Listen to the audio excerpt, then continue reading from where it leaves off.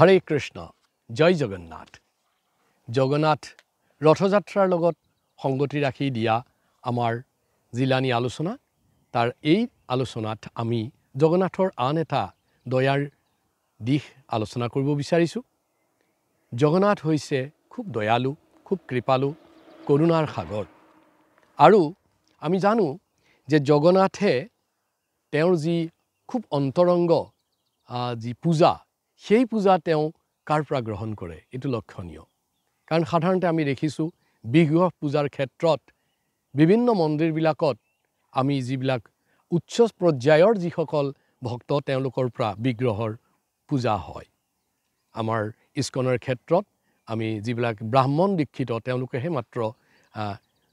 অৰ্চনা পূজা কৰিব পাৰে কিন্তু জগন্নাথৰ ক্ষেত্ৰত দেখা গৈছে যে তেওঁৰ অন্তৰংগ যিটো পূজা আটাইতকৈ যিটো ভিতৰৰ পূজা সেই পূজাটো আনকি ব্ৰাহ্মণ পণ্ডিত বা বৈষ্ণৱ এই কথা নহয় তেওঁ আনকি ব্ৰাহ্মণ ক্ষত্ৰিয় বৈশ্য শূদ্ৰ যি চাৰি জাতি আছে সেই চাৰি জাতিৰ পৰা কথাও বাদ দি তাতোতকৈ তলত গৈ পঞ্চম পৰ্যায়ৰ যিসকল মানুহ তেওঁলোকৰ স্বৰ জাতি বুলি যিটো কোৱা হয় জনজাতীয় যিসকল লোক আছে তেওঁলোকৰ পৰা জগন্নাথে ঠিক ৰথযাত্ৰাৰ আগত তেওঁ যেতিয়া অসুস্থ লীলা কৰে সেই সময়ত অনবসৰ কালত একদম অন্তৰংগভাৱে তেওঁলোকৰ পৰাহে পূজা গ্ৰহণ কৰে তো ইয়াতে আমি এটা কথা মন কৰিছোঁ যে জগন্নাথ কিমান দয়ালু